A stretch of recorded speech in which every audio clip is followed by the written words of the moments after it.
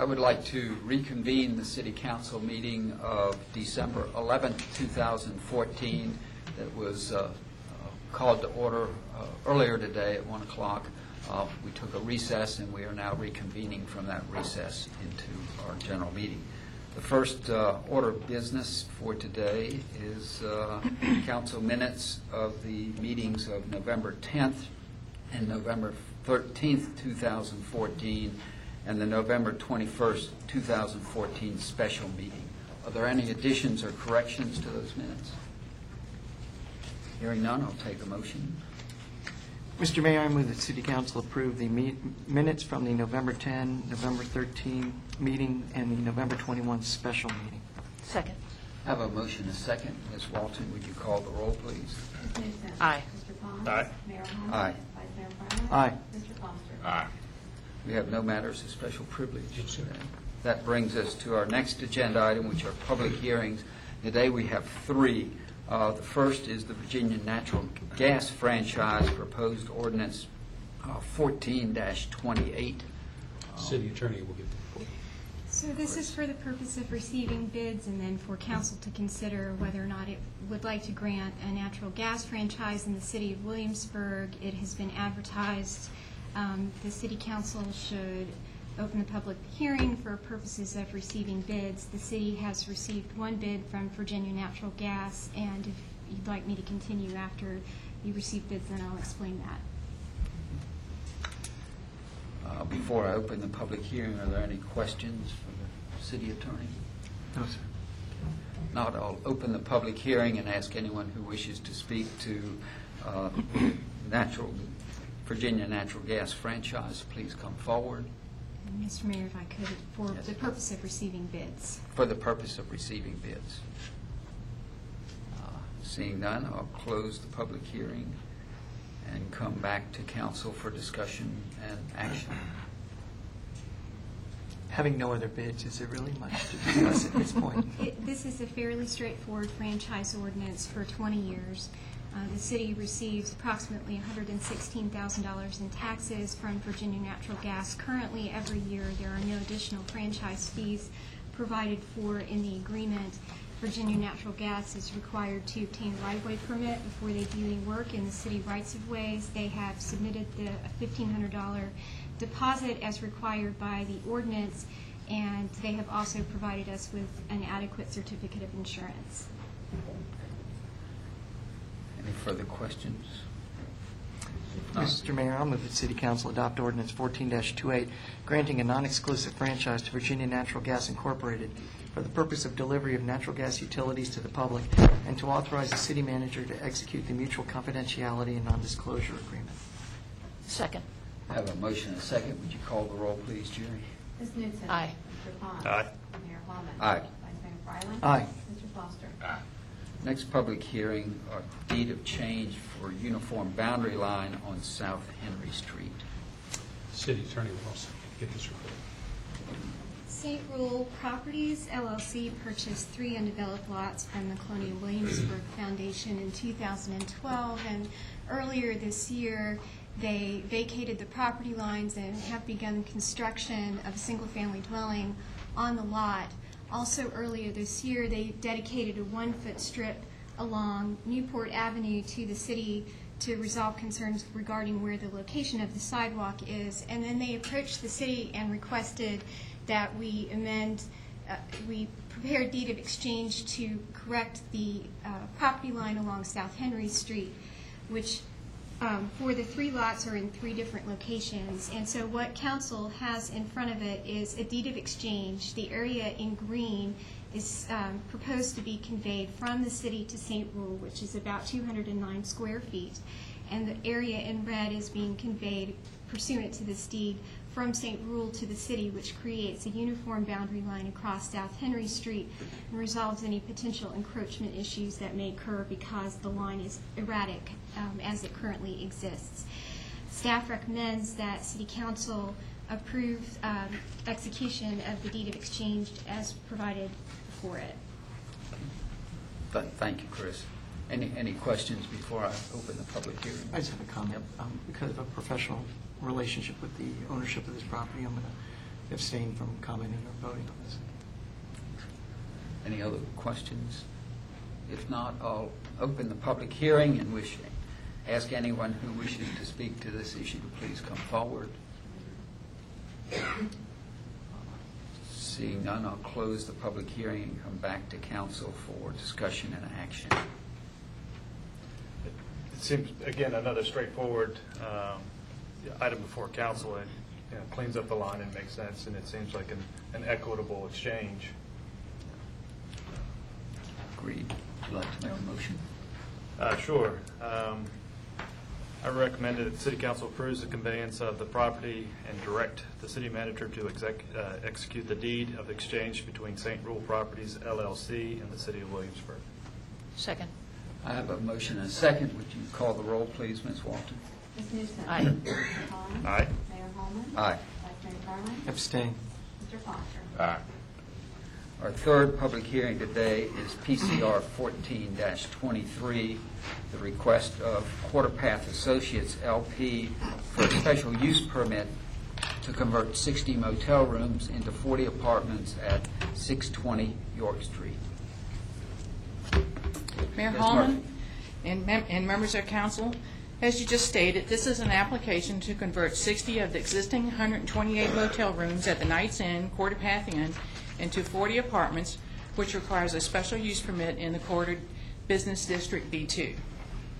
The buildings A, B, and C, which are highlighted in red, will contain 40 apartments, a leasing office, storage and maintenance, community, exercise, and laundry rooms.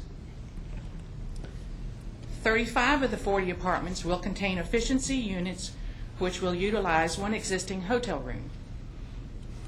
3 one-bedroom apartments will utilize 2 hotel rooms and will consist of a bedroom, bathroom, and kitchen and living room area.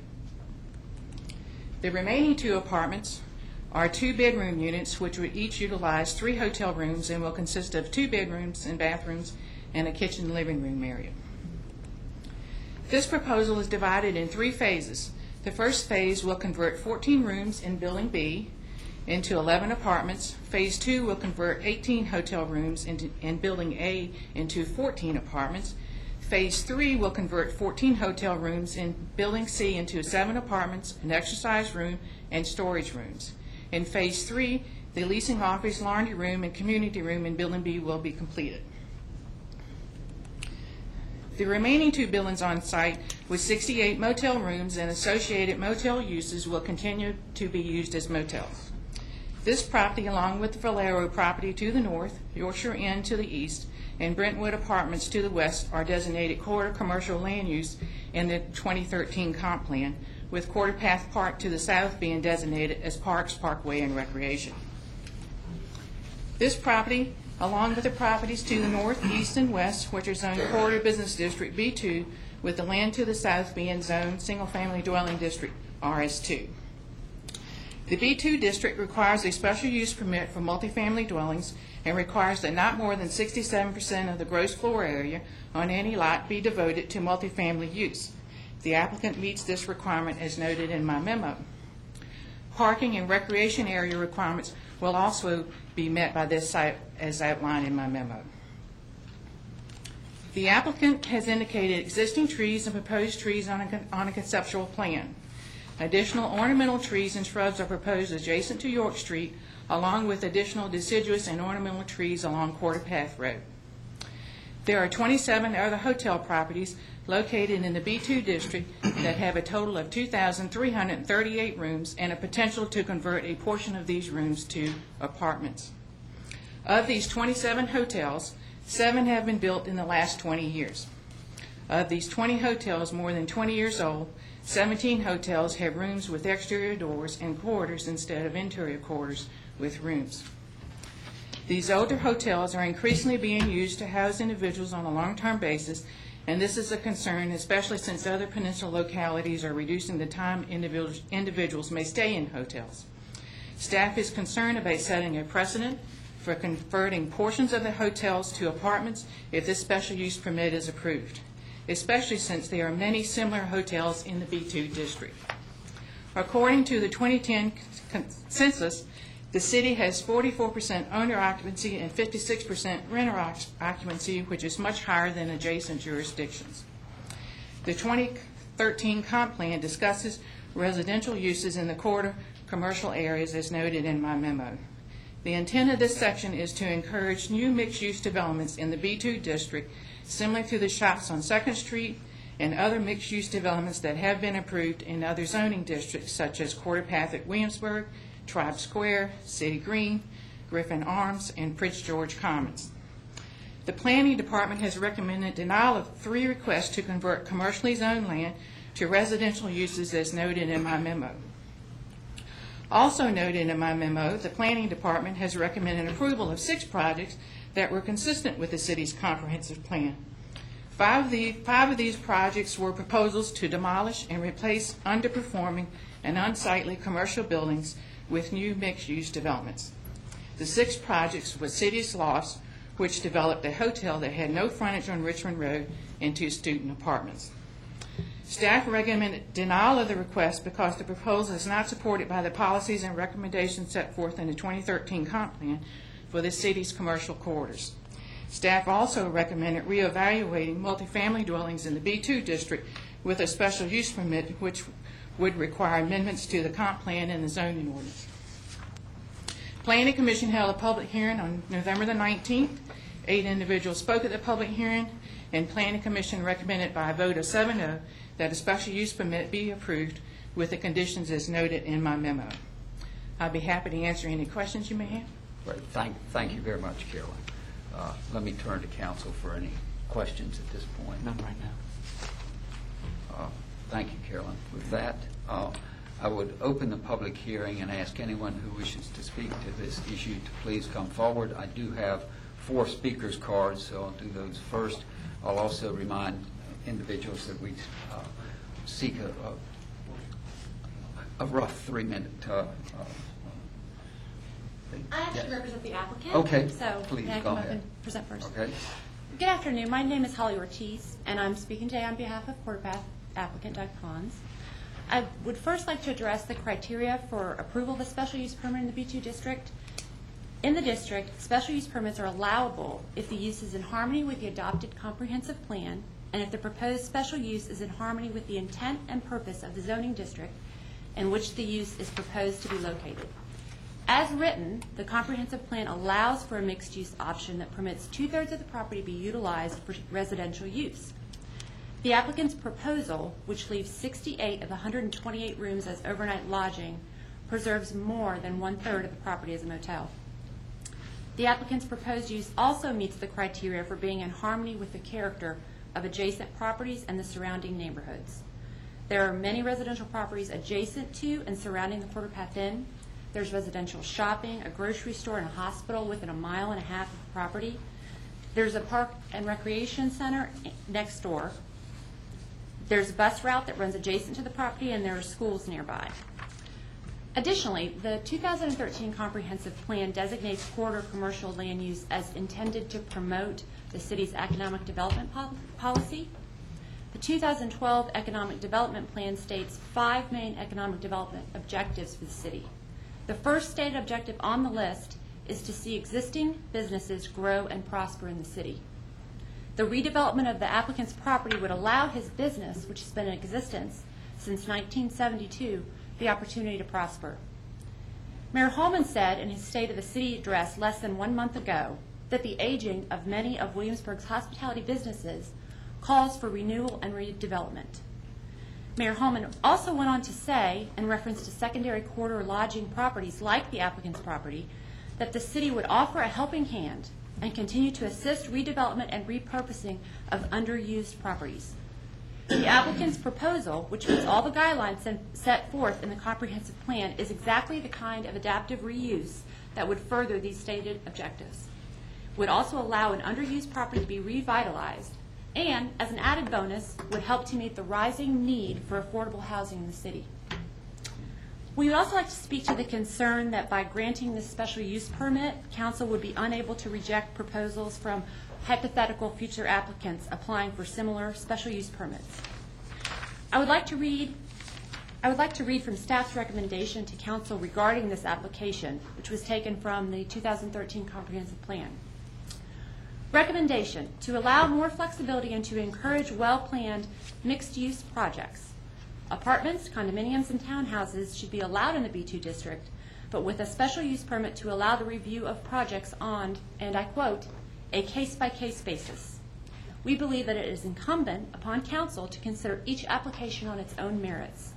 This application should not be held to any higher standard than you would hold any other Williamsburg citizen's application to. What impact the approval or denial of this application may or may not have on a hypothetical future applicant's decision to submit their own application is irrelevant. We respectfully ask that council approve applicant's request for a special use permit for his property. The applicant is present and available to answer any additional questions that you may have. Thank you. Thank you very much. I do have 4 speakers' cards. I'll do those in order, and then anyone else who wishes to speak to this issue may do so as well. First card I have is from Deb Snyder. And if you please come forward and state your name and address. Good afternoon. I'm Deb Snyder. I live at 237 Quarter Path Road. Welcome. I had attended the Planning Commission meeting, and several of my questions were answered. As a follow-up, I sent the council a letter with some of my concerns. If you were to grant this special use permit, there are some conditions that I think should be considered. One is the word affordable housing, low-income housing, workforce housing, and transitional housing were used interchangeably at the Planning Commission meeting.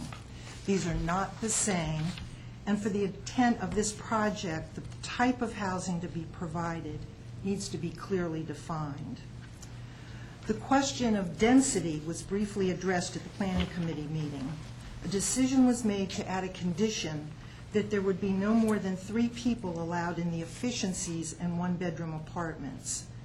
Mr. Pons had said, I see a single person or couple living in an efficiency. Based on that statement, the condition should be no more than 2 people residing in an efficiency. That condition should be modified. It was also stated a lease could be as little as 6 months. To truly provide an affordable home, as was stated several times in the discussion at the Planning Commission meeting, leases should be at a minimum for 12 months, maybe 9 months for students. Mr. Pond's submission states, to be clear, we do not see this as a long-term strategy, but more of a 5 to 10-year strategy. If this is the case, a condition should be put on the project at the end of 7.5 years, splitting the range. Mr. Pons will no longer be able to rent these units as apartments. If, in fact, this project will provide affordable or workplace housing and not transient housing, I recommend a condition that emergency and transient occupancy would not be allowed in the motel portion of the property. The proposal states that the motel will become a boutique motel in the future, but no time frame was given. In the meantime, the motel should not accept transient guests. This would help preserve a truly apartment community. Given this short-term strategy as stated by Mr. Pons, this proposal should be a stopgap measure to provide housing while a long-term strategy could be developed and begin to be implemented. To facilitate development of a long-term strategy, I would recommend a task force be formed to provide recommended solutions, including funding to ease the defined housing shortage. If the special exception is granted, please take these concerns into consideration. Thank you. Deb, thank you very much. The next speaker's card I have is Ron Kirkland.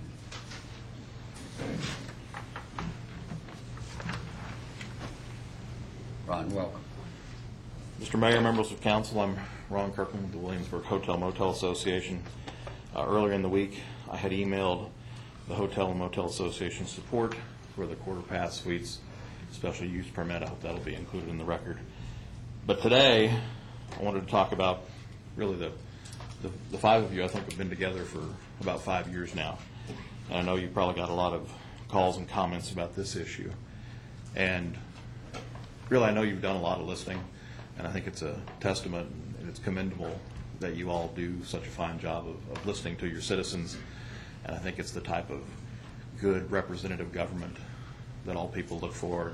And so I really wanted to say thank you for your willingness to listen and let people speak. Thank you. Thank you, Ron. Next speaker's card I have is Billy Scruggs. Billy, welcome. Mayor Hallman, members of council, thank you for the opportunity to speak. I'm here today in support of the application before you at this time. This past week, I had the opportunity to read the comments Mayor Hallman made for you in the State of the City address, probably like Mr. Pond's lawyer. I would like to point out a few that are most appropriate to this proposal, starting with the opening statement. The theme of my remarks this year, and a theme that I believe permeates our goals, initiatives, and outcomes, is resiliency, the flexibility and adaptability of a community to meet challenges and change. Then under formidable challenges, we're helping, already mentioned is the rental housing stock. I'm not going to repeat that. But to go on, where a helping hand is needed, the city will continue to assist redevelopment and repurposing of underused properties, as seen most successfully in the case of the old Lord Pageant Motel, which will become the Copper Fox Distillery. But more needs to be done. Final quote. We continue to make homeless prevention a high priority for the city as we help residents become more self-sufficient, moving from transitional to permanent housing. Excellent State of the City report. I was very pleased to see it. As a city and hotel owner, I am concerned with regard to the aging lodging properties in Williamsburg. I have been and continue to be involved in discussions about the decline and future development possibilities of these properties. Perhaps we will have more brewers and distillers come forward for this adaptive reuse. Until that time, isn't it still up to the property owner to determine what they think is the highest and best use for the property they pay city taxes on? Although many might prefer a drugstore, restaurant, 7-Eleven, or bank on every corner, it's a fairly safe bet that in the life cycle and appropriate viability of this particular plot, the owner probably has a pretty good handle on what use can best meet his family's financial obligations.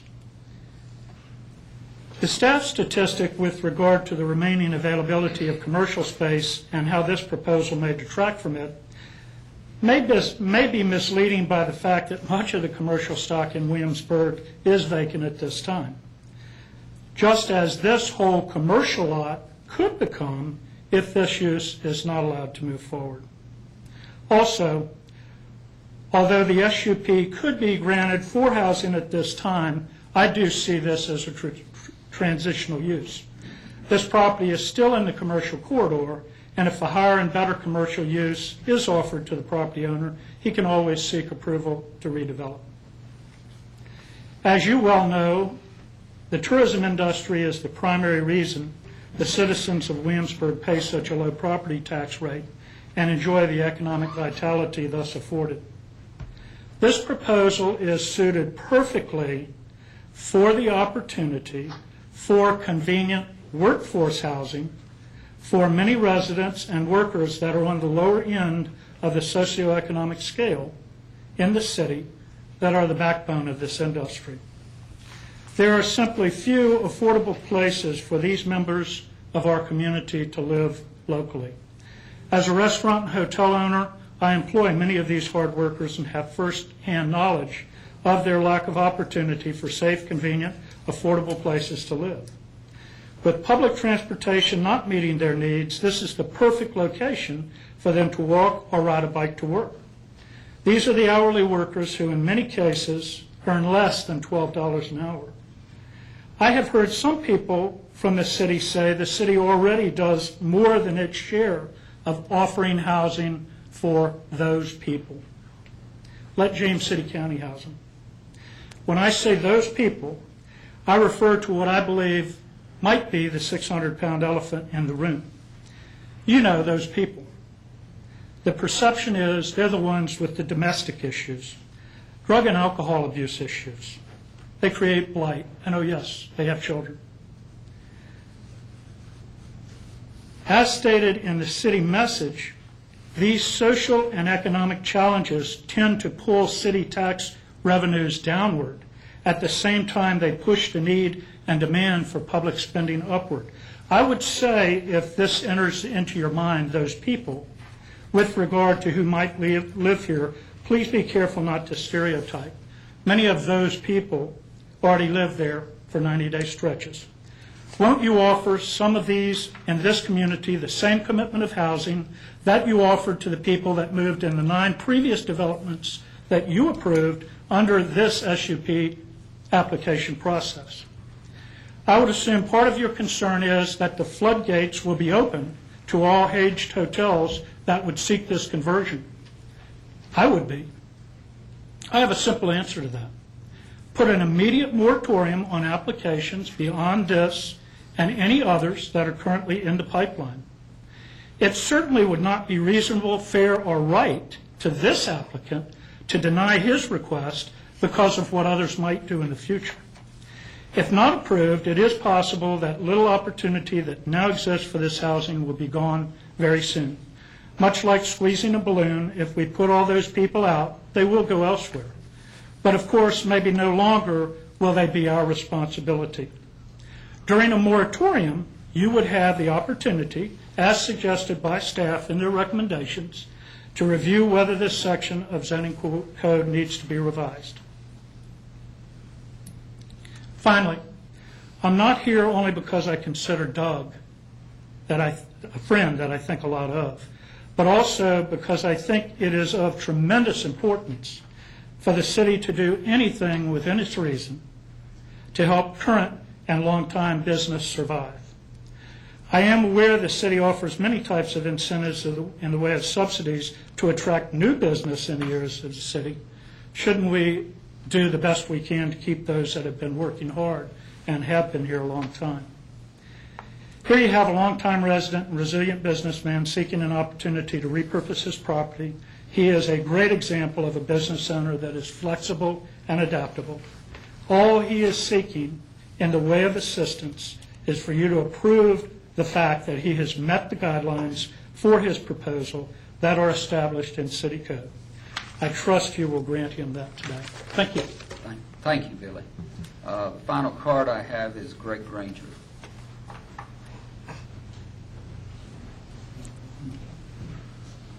Members of council, thank you very much. Quality of life. That is why many people choose to live in Williamsburg, because we have an exceptional quality of life. We should all have an exceptional quality of life. There are a lot of people who would love to live in Williamsburg and enjoy the amenities that Williamsburg offers, who have a hard time living here. They're able to work here, but they're not able to live here.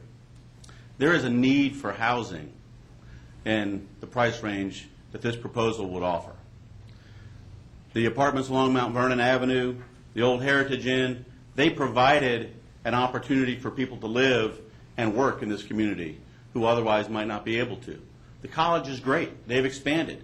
Many of the apartments along Mount Vernon Avenue are now college student occupied. That's competition.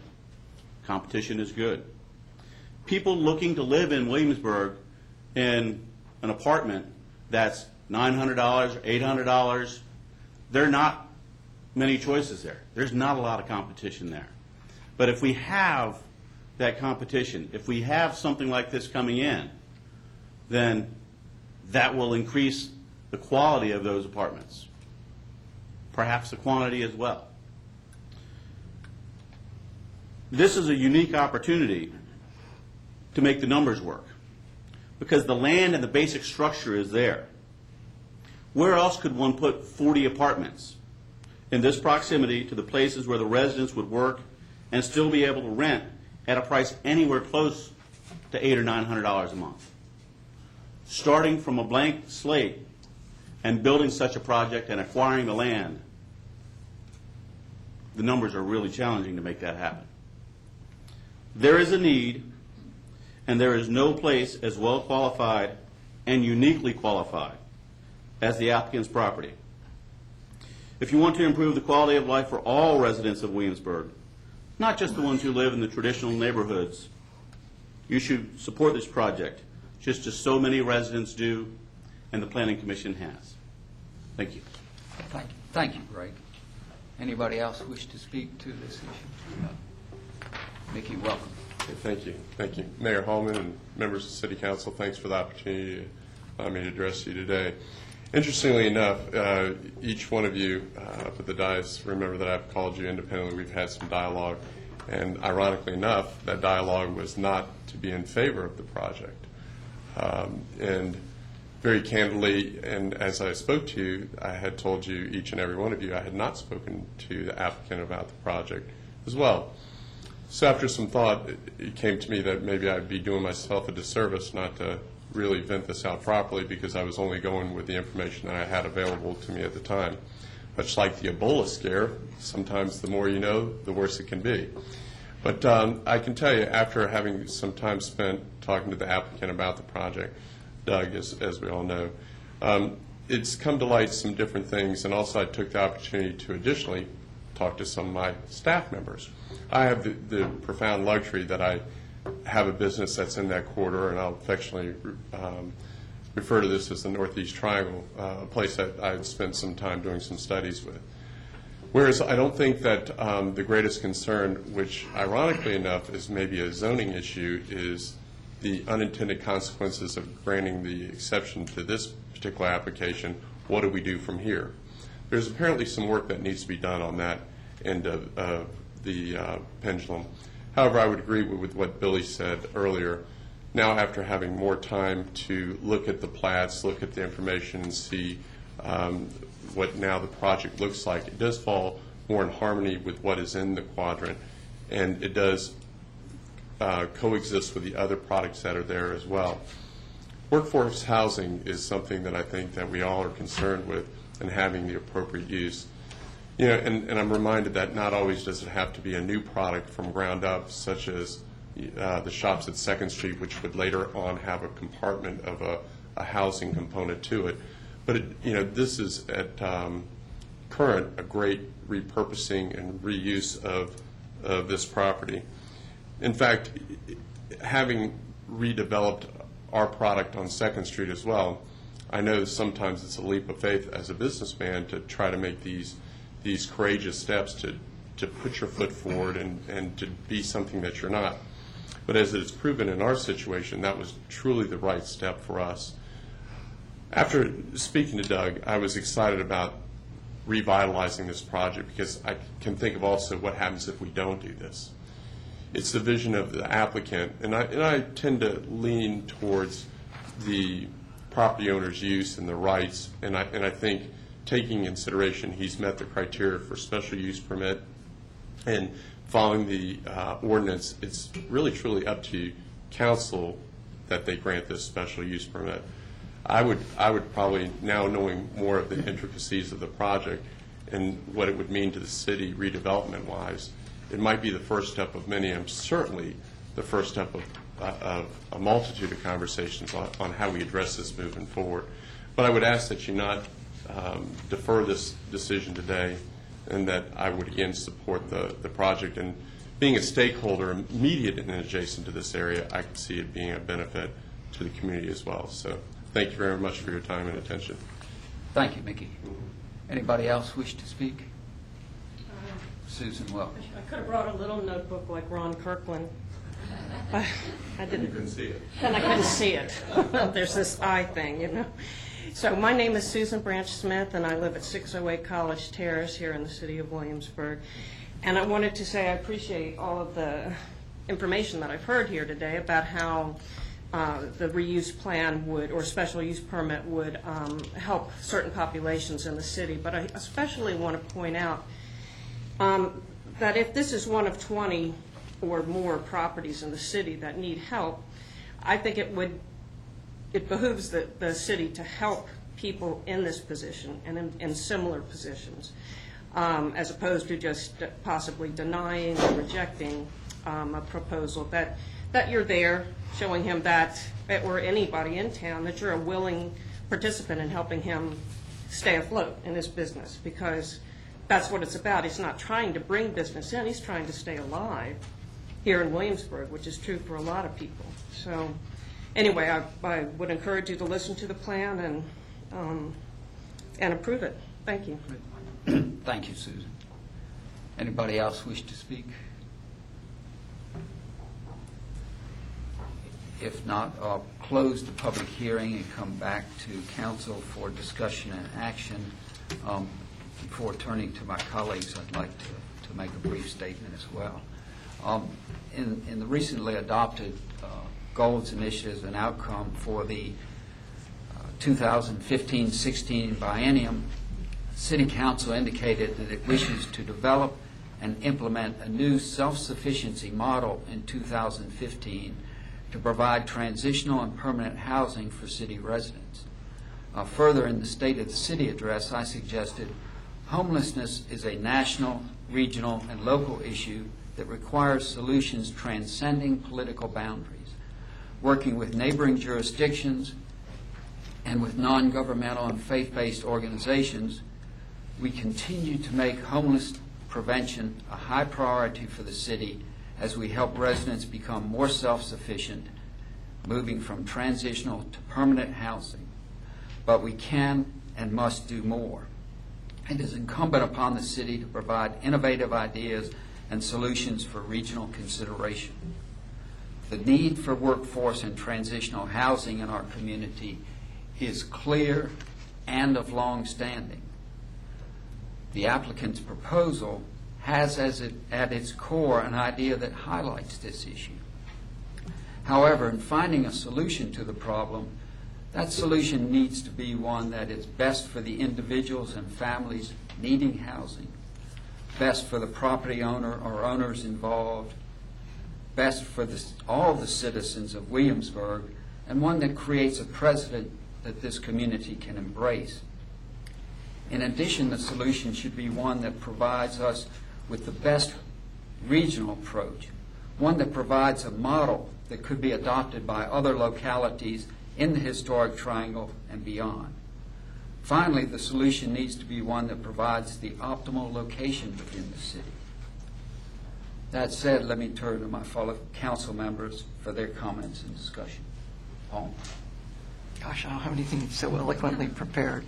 This reminds me of a conversation I had several years ago with Mr. Tuttle. I don't know if you remember, sir. We were heading down to one of the regional meetings. I think nobody else was available, so I was last on the list. We were driving down there together and talking about the issue of what do we do to help property owners of aging hotel stock who aren't able to make the numbers they need to make given the levels of visitation, occupancy in the current environment and maybe for the foreseeable future, and yet who aren't in an economic position where they can themselves redevelop their property, whether it's because of debt on the property or the inability to get financing for whatever their dream might be. And we talked about that for a while and weren't able to come up with much of an answer there. And the more I think back on that, I'm just reminded that it's something we need to pay more attention to, particularly I think through the EDA and conversations that group has, to look at ways to provide whatever opportunities are available. So here's an owner of an aging property who's come up with a solution that he feels will, my understanding of the application is not transform the property to a permanent new use, but to be something of a transition for the property, something that helps the property continue to operate successfully, economically viably, until other economic forces in the community come together to change the dynamics of that particular corridor, which then could open up a variety of other options, which I'd be just guessing at what they might be at this point. And so that that is good. The concern that I've had with this proposal is the conversion of commercial space to residential space. Now, some might argue, well, but we have the opportunity in the B2 for the mixed-use developments to be developed on site. If it's a vacant piece of land, why not be able to convert an existing piece of property? So it is a fair question, especially when I understand that, at least I don't want to project, but from what I've heard from the applicant, the idea would be as soon as this, the financial situation turned around, to reconvert this to a completely commercial venture, or, if that makes sense, or redevelop in a newer mixed-use product, whatever the market would bear. And my understanding is that's probably what the city would prefer, that if this were to happen, that it only be for a limited period of time, and I think one or two of the residents have mentioned that, and that hopefully things will turn around and the property will be able to be recreated or reimagined in some way. And I think that's good. But where I get stuck on this, and this isn't the applicant's fault, I think this falls more on the jurisdiction, is what happens then to the people who need, as many people have eloquently conveyed, there are plenty of workforce people in this community who need a place to live. So we put in a group of inventory, or an allotment of inventory, for a limited period of time. Where do those people go when it goes away? Is that, I don't know that that's the property owner's responsibility. I don't know that it's the city's responsibility. But I think it's unfortunate not to have some kind of plan or exit strategy predetermined so that these folks just aren't, as I think Mr. Scruggs was talking about, just cast about and then have to move somewhere else. One of the folks who wrote to us mentioned how this isn't, and Mayor, I think this is what you were getting at, this isn't an isolated Williamsburg issue with the need for this type of housing. And I don't want to too much conflate the need for the housing and the proposal, because we don't know, sitting here, exactly who would be the tenants. I mean, we can make all sorts of assumptions, and some of them might be fairly accurate, but we don't know that. But if this is an issue that is a regional issue, it doesn't stop at the borders of the city of Williamsburg. It doesn't begin there. How do we get our neighboring jurisdictions, who also have hospitality product in their communities, some very significant product, how do we get them to work with us to approach this with a regional solution and not piecemeal? As Mr. Scruggs had mentioned about what some folks had said to him, the city does lead the way in multifamily housing. We currently have 36% of our housing inventory is multifamily.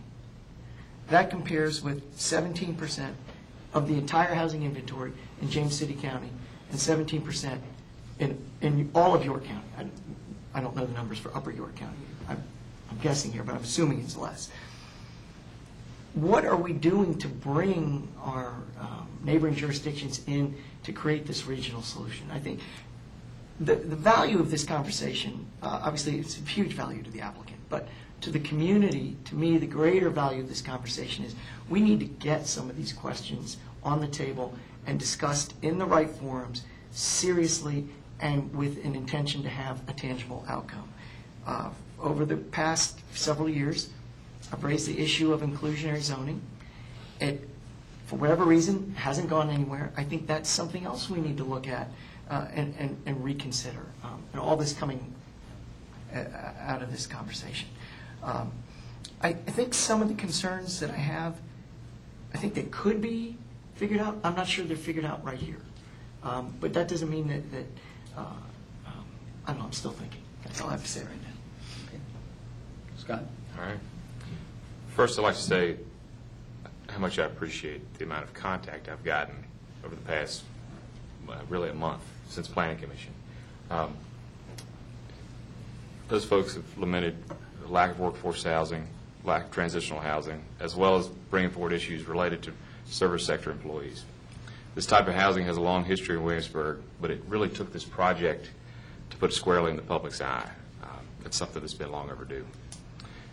Universally, everyone I've heard from is committed to finding a solution to these issues. I think it's a testament to the quality of our residents. The SUP before us today provides really the first opportunity since I've been on council to directly address this need. That being said, this project as it stands today has quite a few merits. It would help meet the demand that everyone has outlined. It has many nearby community amenities, which were pointed out earlier, particularly adjacent to recreation facilities and open space. Furthermore, it provides an opportunity for an adaptive reuse of an aging property, which is something that we've long encouraged. What this proposal says to me is this is something that can work. The community supports and the demand is obvious. But at the same time, we need to ensure that it's done in the best way possible and meets the needs of the community in a way that doesn't inhibit how we address these issues in the future. That being said, and as Paul pointed out, I don't believe we have had the adequate discussion as a city or a broader community on a strategy about how to best address these issues. It's really only because of this project that the discussion now is ongoing at the level that it is. Staff is concerned about how this model could be replicated on other properties across town. I think that's important to address. I think we need to have discussion also about the loss of commercially zoned land. Paul makes a good point about, yes, this is a transitional use, but once other elements change, where do we go from there? Also, we need to be comfortable this type of project is in keeping with the overall best practices, best public policy for meeting these workforce and transitional housing needs. So to this point, we haven't had that discussion. Much of that onus is on us. So it's what I think we ought to be talking about today. Thanks. Judy? Thank you. I have 3 problems with this application. Some of them have been referred to by my fellow members of council. The first is that this is a commercial property, and we have very limited amount of commercial property in the city, and I think it's a mistake when we start losing it to other uses. The applicant does say, as has been pointed out, that it's not a long-term strategy, it's a 5 to 10-year strategy, but we have absolutely no guarantee of that. And so we may be losing commercial property. The second is this whole issue of housing. People keep bandying words about the housing. Transitional housing and workforce housing are not the same thing by any stretch of the imagination.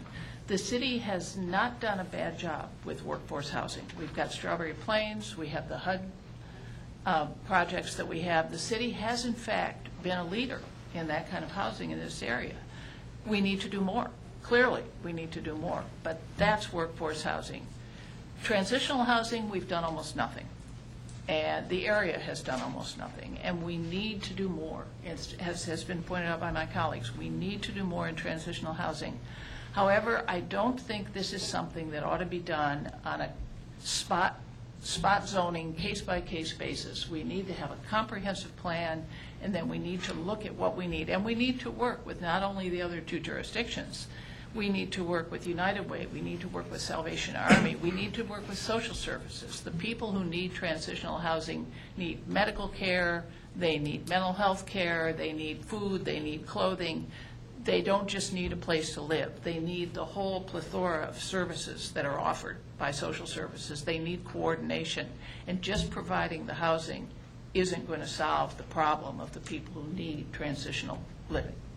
And finally, I do fear the precedent. If we do this, I think setting a precedent is what will happen. And the suggestion that we pass this and then put a moratorium on strikes me as not the way to go. Thank you. Okay. Thank you, Judy. Let me just say that Doug, as the applicant, I want to applaud you for coming forward with what I think is a innovative way of thinking about this issue. I think, as you've heard from me in individual conversations, and I think you've heard from council, that there are a lot of questions that still remain. Deb Snyder, I think, was very eloquent in putting some of those forward as well. And from City Council's perspective, we need to think about what is the best public policy to move forward with. And so I think I think we're almost there, but personally I don't think we're quite there yet. So any further comments? So would you like I want to continue to talk about this. Yes. I'd also like to give staff some direction about how to talk about this. Yeah, exactly. I think that's exactly what we need. So, would you prefer a motion? Or Can I ask the city Yeah. attorney a couple of Yeah, questions? right, yeah. Do you mind? I know you enjoy this so much. Talk to us about what we can and cannot do. And I take Ms. Newsom's point. I wouldn't want to establish a moratorium on this either. I don't think that speaks well of process. But are there ways to set a threshold citywide that this type of transitional use, by transitional, I'm not talking about who's living there. I'm talking about the transition of the commercial property, motel rooms in particular, to fully residential property. Is there a way to set a citywide threshold on how much we could tolerate at any one time, or is there some way to control the number besides just individually deciding on special use permits? Only through your zoning ordinance and the land use that you permit, either through rezoning, special use permit, special exception, understanding what you have and being able to react to that through your ordinances. But if we reached a certain point where, I'm just trying to understand, I'm not saying this is what we should do. We hit a certain point, let's say, I know some of the speakers said no other motel would do this, some have suggested very few. Let's say 2 or 3 other motels did a portion of their inventory, and we collectively decided, that's about as much as we can handle in this community for whatever the reason. Can we, at that point, we could then adjust the zoning to limit that? You can amend the zoning ordinance at any time that council desires to do that, as long as you follow the process. And of course, you have a comprehensive plan that you would also have to look at in that process. I think that's all the questions I have for you. Well, I think we, I get a sense that there's a lot that we all like about this project, but there are also lots of other questions that aren't addressed here. So we need to figure out a way to move forward, and maybe the way to move forward is to postpone consideration of this and then ask staff to come back to us with more information and more ideas. One question I have, for example, is as I look at this proposal, it seems to me that many of the things that are talked about in this proposal look very much like a long-stay motel. Why isn't that an option to be considered versus changing to apartments? So that there are just a lot of, and I don't know the answer to that, and I don't know the pros and cons of that either. But it seems to me having time to work through those might be useful for us.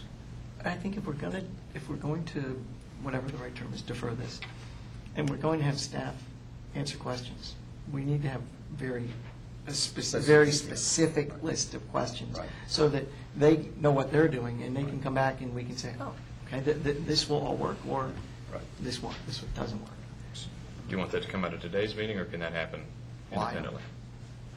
Well, I think we could direct council. I can share the questions I have. Yeah, to proceed with something, and that we could, and ask the public to provide different questions into it. But at the same time, I'm also sympathetic to anybody going through this process, that it takes a while to create all the material, to submit the application, to go to the planning commission, have the advertising, public hearing, and to come to city council.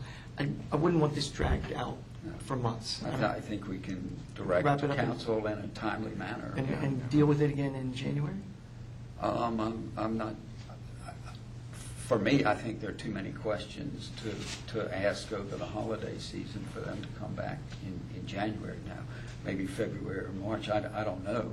But one thing we need to see is what are all the kinds of issues that have been raised. I mean, take Deb Snyder's remarks. I mean, there were a whole series of issues there that I think need to be addressed as we search for a solution that provides good public policy for the city. So I think we could ask City Council to come back in a timely manner. I mean, staff. Staff to come back in a timely manner. I would ask staff how long they think it would take, but I still don't know what all the questions Yeah, are. right. So, So I mean, I think we have to depend upon sort of the sense I have out of this discussion is that everybody we've heard from and City Council thinks that this kind of housing is very important, and that we need to come up with a model or a solution that not only works for the city, but also provides options for other localities in the region, because this is not just a Williamsburg issue. This is a regional issue. So I think we could expect them to come back in a timely manner, and where timely is not a year, to come back to us with something, or 6 months or whatever. But I think making it more specific than that is problematic unless you have all the questions in front of you. I have another question for the city attorney. The application is what it is. I mean, that's what's before us. We can approve it with certain conditions? You can attach conditions to it so long as they meet the requirements of the zoning ordinance. They need to be reasonably related to the property and the uses proposed. So, and I'm just using this as an example, I'm not saying this. Ms. Snyder mentioned about the number of people living in a particular size unit. Is that something that's a type of condition that could be? Yes. Okay. I'm happy to, I mean, I do think we need some more conversation, but I worry that I don't want to draw it out too long. No, I don't think any of us do, but I think, I think with that discussion and with staff's input, we could you could move forward in a number of directions. One, you would still have this proposal, and you could use those as conditions attached to this proposal, or you could say, here's another way to go, see if the applicant is interested in being Then we have to involved go in back that. through the public hearing process. Probably, yes. But, until we know sort of what those conditions might be and what the options might be, I think it's difficult to move forward putting particular conditions on this right now. Putting even the conditions that Ms. Snyder mentioned, the ones you mentioned, really don't answer my questions. Right, well, that's what I'm saying. So we need to put out on Yeah. the table, what are the things that we need That's right. addressed, so that everybody can And respond. it seems to me the way to do that is to ask staff to come back to us in a timely fashion with proposals and options to think about here. Would it make you feel, I mean, I understand, probably a week and a half of the next month is going to be, consumed in holidays. So January is probably out. If we ask them to come back in February, I feel like that's a reasonable time. I think we could do that. And these things are always malleable, so, Sure. that if we get into it and find out that there are really lots of other options and other issues, then we can extend it. But I don't have a problem putting a February date. Yeah, I'd like to set that as an Yeah. expectation. Yeah, that's fine. Agreed. All right. Would you like a motion? I would like a motion. I move that we postpone consideration of this SUP request until February of 2015. Well, I think we postpone consideration of this until such time as we have, something concrete to say about it. I like the motion as it stands, because then if there's not something ready, we talk about it, we say why it's not ready, and then we say what the next. We don't keep the applicant hanging out there. Right. That's fine with me. All right. I'll restate. Move to postpone consideration of this SUP request until February 2015. And in addition, direct the city manager and staff to report back in that same time with policy concepts and zoning options for residential use in commercial areas. Residential use commercial areas need to address workforce and transitional housing using some of our city's existing motel units. Is that acceptable? Second. Do I have a second? I have a motion and a second. Ms. Walton, would you call the roll, please? Ms. Newton. Aye. Mr. Pons. Mayor Holman. Aye. Vice Mayor Fryland. Aye. Mr. Combs. Aye. Great. Thank you all very much for this. This has been a very good process, and we'll be back in February. Can I just, in addition to this, at some point, and I don't know if this is something we could do in the retreat, but how do we keep these other aspects of the conversation to go way beyond this application going forward? Let's not I think lose- it's all part and parcel of the Let's not lose the interest and the momentum, this plot momentum, this Yep. interest. Yes. Okay. Thank you. Terrific. Okay, our next agenda item is reports. The first monthly financial statements. Jack, anything in particular to point out? Just looking at the statement for the month ending the end of November, we were actually about $1 million ahead of where we were last year, if you consider the fact that our revenues are running about $500,000 ahead right now from what was actually brought in at the same point last year. On the expenditure side, simply because of deferral, we haven't spent at the same rate on schools, although we certainly will. But we're just behind, so that's why it's looking as strong as it does right now. But more realistically, we're really pretty much right on target with budget. Any questions on financial reports? Not monthly department operating reports, anything in particular? I had nothing in particular to point out. If you have any questions, I'd be happy to address them. City manager reports. We have one, and this is the executive search services for the city manager. Yes, sir. I have forwarded to you a letter received last week from Springstead Incorporated proposing executive search services for the city council.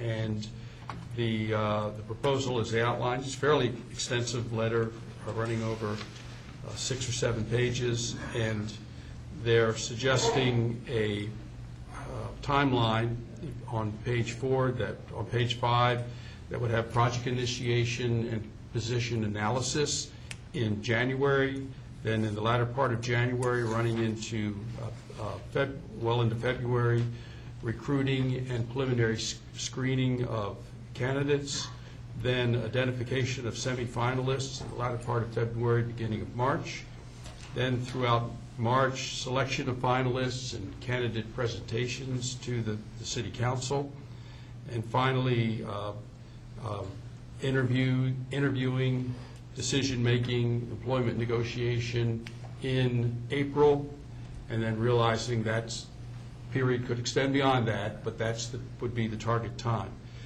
So I'm not making any particular recommendation to you. I'm rather forwarding on the letter from Springstead. You've had an initial meeting with Mr. Anzavino, and so with that, I turn it to you. Yeah, thanks. I think this is a quite comprehensive approach. This is a top-notch firm that has a lot of experience and knowledge, both of Virginia and across the country. So I think, and again, I think we would work with them, and particularly working with them to get as much public input up front in terms of sort of the characteristics we're looking for in this process. Any questions, comments? I have a question for the city manager. Yep. What's your thought on the timeline that Mr. Anzavino or Springstead have suggested? Do you feel that's reasonable? Reasonable, but Ambitious? based on experience, normally it runs a little longer than that. I just want to say, coordinating meetings mainly, and just taking it assumes each step moves along. It's an aggressive. It's like a schedule. construction project. There's always something unanticipated that comes up. I just want to set the public's expectation. This doesn't mean in May we're going to have a new candidate in place and ready to go. Could, but Unlikely. Certainly not in place. Right, well, maybe we'll find one next month. One thing I would say is, Mr. Anzavino's, I have confidence in his ability. I think the proposal's good, and I think the price is, I found fairly reasonable. So, Yeah, the other searches I've been involved in for regional things, this is a very nice price. Yeah, this is considerably less than the chamber. Yeah. But also, we'll point out that the chamber, Karen Rorden's position was filled in a timetable very much like this, but it was a whole lot of meeting. And it worked well, but it was very labor intensive on the panel's part. Yeah, I think we're all We're up for that. We're all aware of that and need to keep that in mind as we move forward. Doug? No, I'm comfortable with Springstead and the timeline that they've put out there. I'm fine. Okay. Jack, what do you need? I'll make a motion. Okay. need a motion. Mr. Mayor, I move that we authorize you, on behalf of City Council, to engage Springstead Incorporated for city manager search services as described in a letter of engagement dated December 3, 2014. Second. I have a motion and a second. Would you call the roll, please, Jerry? Ms. Newsom. Aye. Mr. Pond. Aye. Mayor Holman. Aye. Vice Mayor Fryland. Aye. Mr. Fong. Next agenda item is city attorney reports. Chris, you're up again. Back in the summer when I talked to you about the legislation that was adopted this year, we talked about the constitutional amendment that was on the ballot for an exemption for the spouse of military members who were killed in action. That passed in November, and so now we are required by law to include that exemption in the city code. So what you have before you is an ordinance to provide that exemption in the city code for the primary residence of a spouse of a military member who has been killed in action. The exemption would take effect on January 1st, so for the second half of fiscal year 2015. That would be the first calendar period for which this would be effective. The spouse has to occupy the dwelling as his or her primary residence. The exemption is for the spouse's proportional share of the property. So if the spouse owns 50% interest in the property along with a third party who isn't related, then they would get the 50% of the tax exemption. The tax exemption is up to the amount of the average cost of a dwelling, assessment of a dwelling in a single-family zoning district in the city. And if your dwelling exceeds that amount, then you don't get the exemption. And I understand from our tax assessor that's $250,000. So it would be $250,000 for the dwelling plus the value of land would be the exemption. We don't really have a choice with this. The language of the ordinance is from the state code. And so we have proposed this as adopted, and the staff recommendation is that council adopt the ordinance. Okay. Thanks, Chris. Any questions? Just, I think, or comment, I'm not sure. Comment, question. Gosh, I mean, you think about somebody who's paid that kind of sacrifice for us, and you want to do what you can to help them. And I get the state wanting to do this, and, you know, the people have voted on it, and so we're going to do it. I don't get the cap. What's the logic there? Like, somehow if your house is worth more, your sacrifice was less. I think they're trying to make this somewhat less painful than it would be if someone owns an exceptionally expensive piece of property, but I'm not sure that's where the cap necessarily needs to be. But that's what And the there's law no says. flexibility there. There is no flexibility. This is mandatory, and the provisions are not ones that we can pick and choose our options. And I'd like to point out, this is one more state where the case where the state decided something and we get to pay for it. Well, sure, and it would have been nice if, maybe they did this. Did they accompany this with an exemption from income tax? This is a state, no. That's what they collect. Yeah, yeah. This is just the real property tax. I mean, I think, As how opposed many to what we houses- How many houses can you, I know there are houses in the city that are less than $250,000, but there aren't a lot of them. As Well, we just were that having a is the discussion average. about. Could we have adopted this ordinance on our own? There's no authorization for this ordinance, so this is the Dillon rule requirement. Right, yeah. Gotcha. We do it or we don't do it. Well, That's you we now do it. don't have We're doing choice. it. You Yeah, have doing to it. do this. Yeah. To that end, Okay. Mr. Mayor, I move the City Council adopt proposed ordinance number 14-29. Second. I have a motion and a second. Call the roll, please, Jerry. Ms. Newton. Aye. Mr. Pond. Aye. Mayor Holman. Aye. Vice Mayor Fryland. Aye. Mr. Foster. Aye. No unfinished business. New business, we have two appointments. I'm still, this exemption, just, Sorry, I took that. that's all right. That irritates me. I'm sorry. I wish Senator Miller and Delegate Mason were still here to talk to us about this. Mr. Mayor, I move that effective January 1st, 2015, City Council appoint Kira Cook to the Williamsburg James City County School Board for a 4-year term to expire December 31, 2018, and that City Council reappoint Robert Lane and Brian Smith to the Architectural Review Board for 4-year terms to expire December 31, 2018, Ed Richardson to the Board of Building Code Appeals for a 5-year term to expire December 31, 2019, Fred Siegel to the Board of Zoning Appeals for a 5-year term to expire December 31, 2019, and Dan Quarles and Justin Schaller to the Planning Commission for 4-year terms to expire December 31, 2018.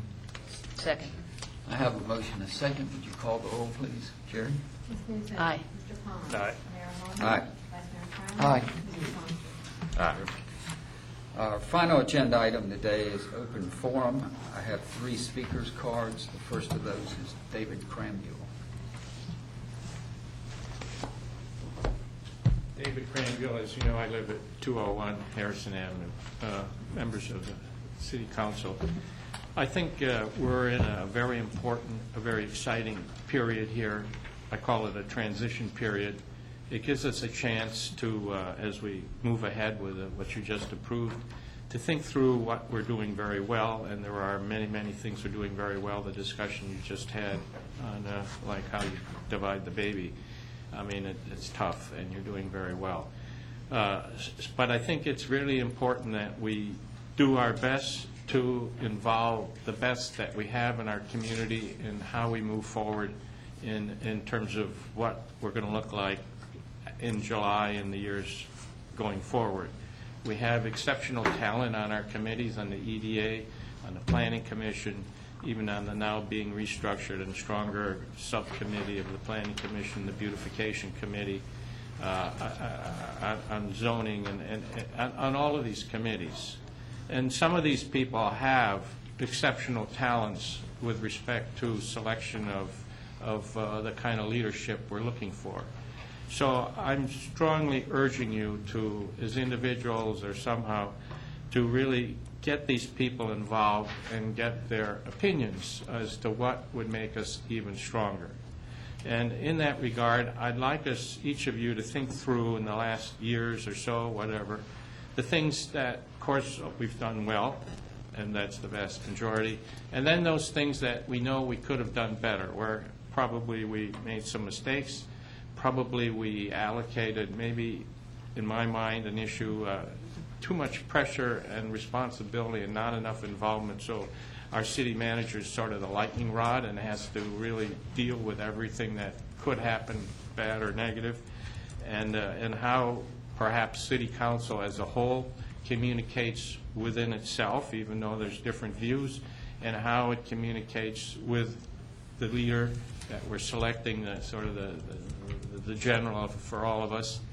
And even how the mayor and the vice mayor, I just think there's room for improvement. I don't know anybody would disagree with that. And just think through how we can make an even more effective team. So that's my thought. And I'll only, and a totally separate issue, so I don't want to diminish what I just said, but I want you to realize that some of us, like myself, see that there are things that we could do, and it's complicated in getting them done. And this point is to be made in December. I would have made it another month, but it has no meaning in February or whatever. If you think about what we really need, which came out of your address a month ago, we really need to increase revenue. A very difficult problem. And it's one thing to do the excellent job that our city manager does in controlling expenses, but we really need to increase revenue. So think about where can we increase revenue. I don't think it's going to come from property values. It's really going to come from people spending money in the city. Okay, so then I mean, this has been something I'm very keen on, and I use beautification as one aspect of it. But think about this. We're spending millions on groups for global people coming here, and that's great. And you've done an excellent job of making that even more effective. But then there comes the question, they're here, and then there are all of us in James City County, York County, all the way down to Newport News, the edges of Richmond. And so then these people come here. And now we're competing with everybody else, Newtown or whatever. So we need to think about, ourselves as well. How does Williamsburg look? And I don't mean this as a criticism, I mean it as a hope for the future, but honestly, if you look at what's on Prince George Street on one block, and you look at what's on the Duke of Gloucester, and you walk 20 more feet, there's not a single Christmas decoration except what's on individual commercial places. So if you're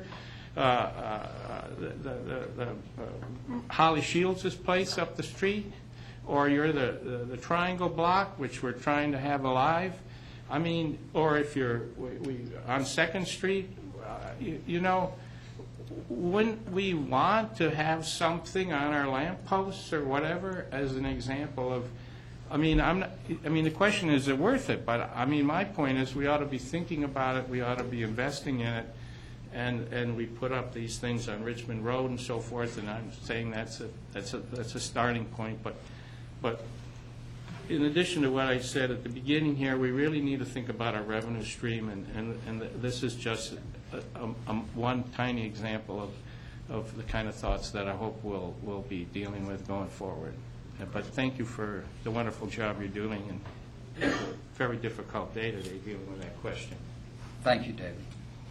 Next speaker's card I have is John Whitley.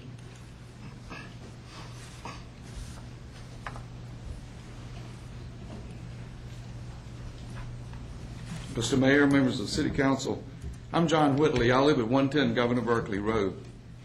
I'm here to speak on behalf of the residents of Governor Berkeley Road and in reference to the speed humps for which an engineering study has been completed and for which sightings of 2 speed humps have been so designated. I want to commend Mr. Clayton, Dan Clayton, for his attention and due diligence to this. As we know, the speed humps came forward because of the concern of the neighbors, young families with children, about the safety on that street, even to the point of they're hoping that something such as this, that these humps can help to control, to some degree, the traffic, speeding, and other behaviors through there. A couple of the families, as I've said to you before, have concerns enough that if the city cannot help to abate these issues, then perhaps they need to move somewhere else. And that really bothers me because Skipwith Farm is becoming new again, and I mean that by age, and we need to do what we can. You have placed watch for children signs. You have done the augmented fine sign, and I commend you for that. I don't want you to be concerned that if you do something on Governor Berkeley, what will the other streets want? Don't let that in any way be a criterion to address the concerns of the residents, and they're wanting their street, our street, to be safe. You have received a letter from Carl Slate, who is the president of Skipwith Farms Neighborhood Association, in which, in a very positive way, he has spoken supportively of the residents of Governor Berkeley Road, bringing forward issues and suggestions through petition and support of city staff and you. That can help abate these issues. I appreciate Carl doing that. Carl was a bit taken back because, I don't know if I used the word, the Skipwith Farm Neighborhood Association has washed its hand. I did say that they were much of a paper tiger in reference to this because there had been pushback, in essence, the statement. There's nothing we can do about that. But I commend Carl. I thank him dearly for his statement to you and explain to you the organizational structure of Skipwith Farms Neighborhood Association, not that you needed it, and that they are supportive of what the residents are proposing. Again, I thank you Thank you for your leadership. I wish you the joyous of holidays and a Happy New Year. Terrific. Thank you, John. Final speaker's card I have is Gary Shelley. Gary, welcome. Thank you. I'm Gary Shelley. I live at 205 Indian Springs Road. At both the May and the June City Council meetings this year, I asked your fellow council members to select someone other than you to be our next mayor, and I reminded them that your actions reflect not only upon you, but upon them and the city as well. Since that time, 3 citizens have respectfully approached you in open forum regarding illegal intrusions onto their property by city personnel. Ms. Carrie Flanagan told you about multiple events that occurred on her property during her time here in Williamsburg. Mr. Philip Christofferson, appearing here on behalf of both himself and his wife, spoke of numerous intrusions onto their property and told you that they requested of me that I act on their behalf as their advocate to get the city to stop. He submitted a letter to you, written by his wife, detailing how she was a victim of a violent, armed home invasion. And I have read to you several emails that I sent to the city at the times of the events. Emails that not only expressed in unmistakable language that we were angry about the intrusions, we wanted them stopped, but that we also expected communication from the city as well. I told you that for Mrs. Christofferson, the intrusions triggered memories of the brutal attack that she had been subjected to. And I pointedly and repeatedly asked you relevant questions relating to these incidents at our July meeting, again in September, once again in October, and yet again last month at our November meeting. Each time you have ignored these concerns. Enough is enough. You proclaim that you try to make all citizens feel that they are treated equally by the city. These words are laughable. In previous appearances here in open forum, I have charged that responsibility is anathema to you. I have charged that you have conveniently created an atmosphere here among city officials whereby you do not hold either yourself or others accountable for your actions. And you have proved my points. So today, I ask you to step down from your position on council. On July the 2nd, 2012, at the courthouse of 1770 on Duke and Gloucester Street, you raised your right hand in front of Judge McGinney and you swore to faithfully discharge and perform all duties incumbent upon me as a city council member of the city of Williamsburg. Mayor, you have broken that promise. You have shattered the sacred bond of trust that should exist between citizens and their elected representatives. One needs only to review the past few council sessions to witness that you have willfully and deliberately, on multiple occasions, chosen not to respond to legitimate concerns from your constituents, that you have provided no oversight, and that you have held no one accountable for the city's actions. It should not be necessary for me to tell you that trespassing by city personnel onto private property is outrageous. This is self-evident. You have heard from constituents how upsetting these incidents were to them. This, of course, is understandable and is to be expected. Yet you have brushed aside their concerns as if the incidents never happened at all. The illegal intrusions on private property by city staff were obviously upsetting to your citizens. But your decision to disrespect them by ignoring their concerns, your refusal to perform your sworn duties, your choice not to uphold your oath of office are even more upsetting to them. Williamsburg deserves better. Thank you. Thank you, Mr. Shelley. Anyone else wish to address the city on any issue?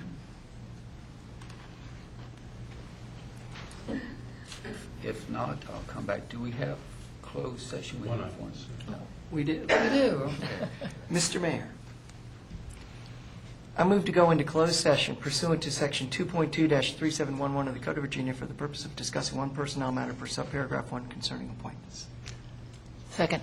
I have a motion and a second. Call the roll, please, Jerry. Ms. Newton. Aye. Mr. Pond. Aye. Mayor Holman. Aye. Vice Mayor Fryland. Aye. Mr. Foster. We'll take a 5-minute recess and come back into closed session.